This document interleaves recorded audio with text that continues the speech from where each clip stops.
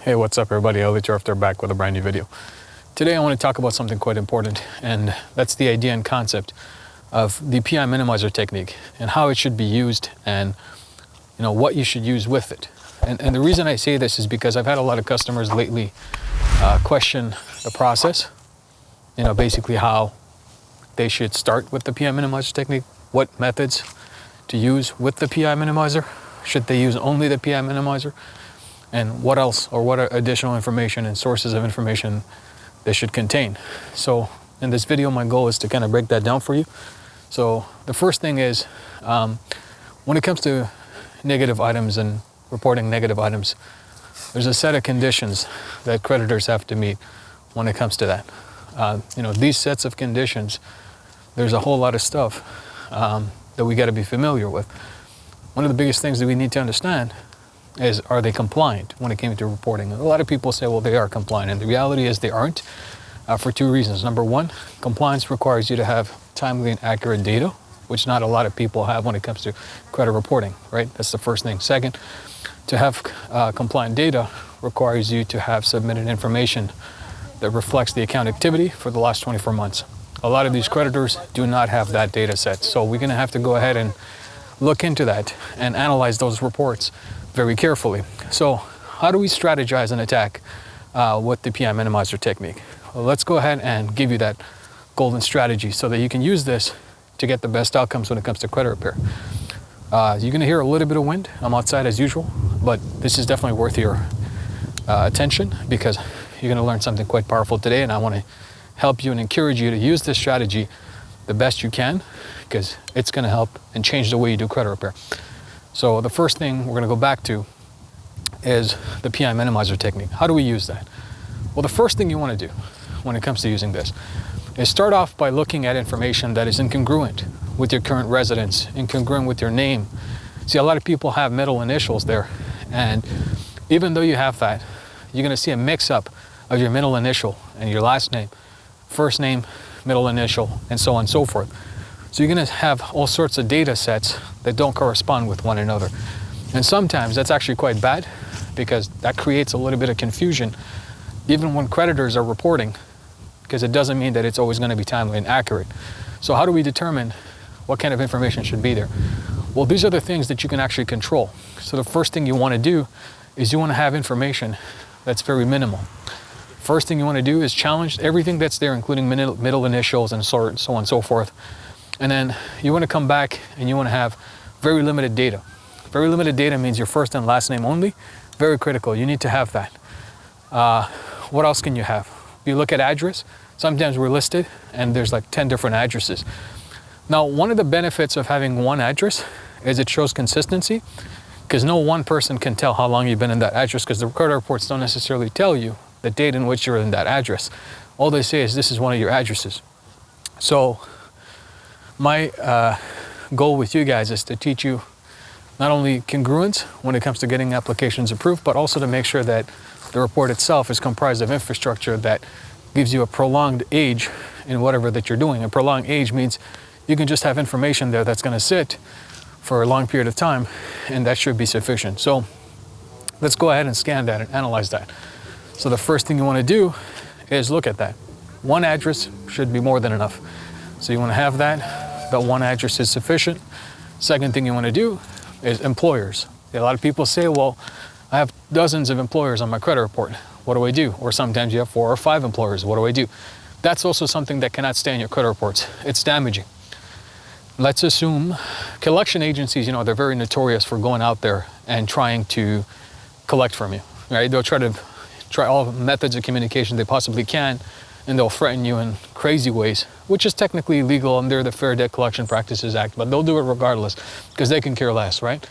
So what you're gonna find in these instances is you're gonna have to find a strategy that works for you. So when it comes to debt collectors, you don't wanna have a list of employers, because that's probably not gonna help your situation. So you wanna remove the list of employers, and you gotta have nothing there.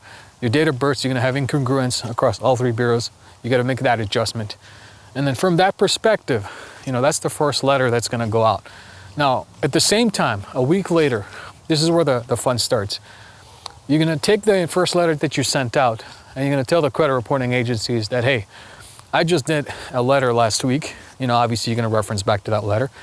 And in that letter last week, I spoke to you guys and I told you that the personal details that were there that are, you know, obviously all over my reports are not things that correspond to my current situation, and it's not accurate and it's not timely and so on and so forth.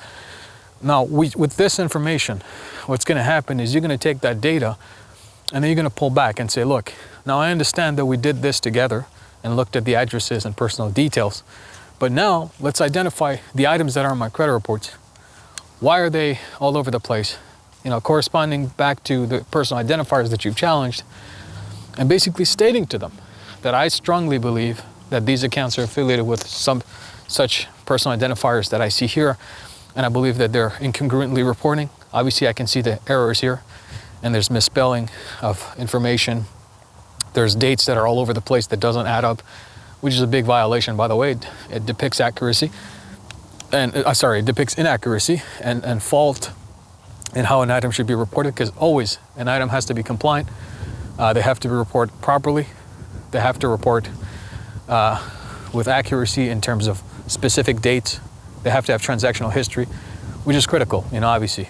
So all these type of things are important. So here's what we're going to do. We're going to look at that information. We're going to try to mismatch and show them that there's mismatched information on the credit reports, and then take that data and put it together and create another document that brings us together and says, all this information right here is inaccurate. It's corresponding inaccurately. And I'm going to ask you guys to go ahead and challenge those negative items as well. But you're not going to go ahead and dispute those negative items. See, this is where a lot of people make the mistake.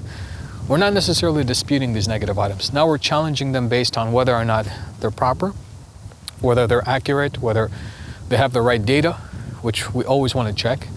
And if not, then what can be done to fix that?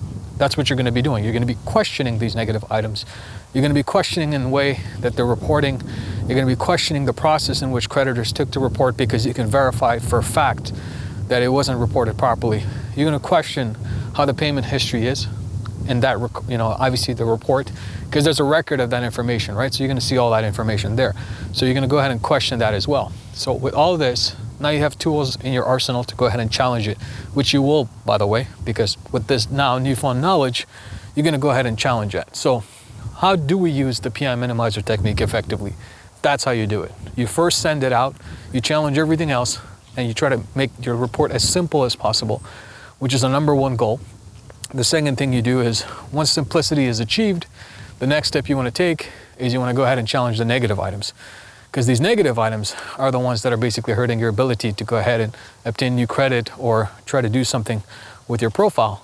But these negative items, the way you're going to challenge them is get creative and say, all these negative items that are there, I believe they're strongly miscalculated and inaccurate, and they're untimely, and therefore I'm going ahead and challenging those negatives, and I want to go ahead and ask you guys to check into that for me, because that's basically hurting my ability to get the financing that I want, and it's being very detrimental to my ability to borrow, and it's actually damaging my character, because that is what it is. It's defamation in a sense, and it's not defamation in a sense that they're saying things against you, but they're putting information that is saying things against you, whether directly or indirectly, and that itself is a rhyme for reason to challenge it, and a rhyme for reason to get those items removed, right? So this is what I wanted to share with you guys today, and that is how you're going to use the PI minimizer technique. Once again, start with your basic letter for personal information. Second, you're going to go ahead and you're going to challenge it after a week with all the sets of negatives and request the credit bureaus to go ahead and answer some questions for you, because that is what you're going to do. Once that's taken care of, you guys wait for a response. It's a game of chess. Your move and then their move. You're going to wait for a response. Once that's achieved, then you're going to go ahead and see what you can get done with that list of negatives. And hopefully some of the items will come off. Some may not, but you don't give up there. You continue with your line of questioning, and if they haven't answered you, then you're basically going to request that they go ahead and answer you, because the information that they're sending you back is completely inaccurate. It's obviously not addressing any type of answers that you're looking for, and therefore you're going to go ahead and challenge it that way. Okay, so I hope this quick, short, concise video helped you guys out and give you a little bit of clarity on what you need to do when it comes to using the PI minimizer technique and the negative items. Once that's done, you know, go continue. Like I said, it's a game of chess. Your move, their move. So once again, if you guys like this video, smash that like button for me. It'll help me out with the distribution on YouTube with the algorithm. Don't forget to subscribe and turn the notifications on to all, so every time videos like these pop up, you'll be the first to know. And with that said, this is your guide and mentor, Ali Tarafter. Catch you guys on the next one. Bye for now.